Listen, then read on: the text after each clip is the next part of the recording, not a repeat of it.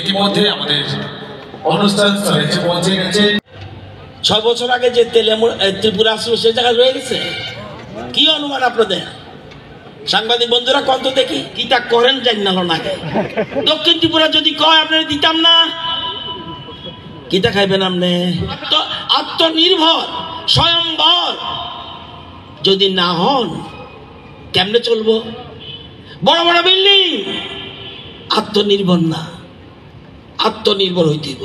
এইটাই আমাদের দেশের প্রধানমন্ত্রী এবং রাজ্য সরকার আমাদের ডক্টর মানিক শাহ এই সরকারের মূল পরিকল্পনা আত্মনির্ভর বানাও, আত্মনির্ভর বানাও। একটা বিল্ডিং নয়, দরকার হলে 5টা বিল্ডিং করে দেব। আগের সরকার থেকে চেঞ্জ হয়ে গেল, সিস্টেম চেঞ্জ। আমাদের স্বপ্ন আজকে সাকার হতে চলছে।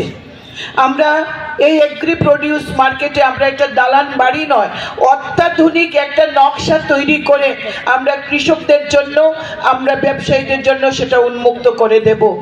6,40,00,000 টাকা সম্ভবত এটার ব্যয় হবে।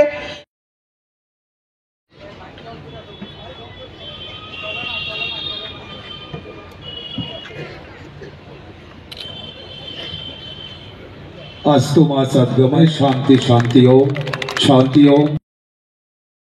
আমরা এবারে বরণ করে দিচ্ছি তেলিয়ামুড়া জনপ্রিয় জননেত্রী শ্রীমতী কল্যাণী সাহা রায় মহোদয়াকে।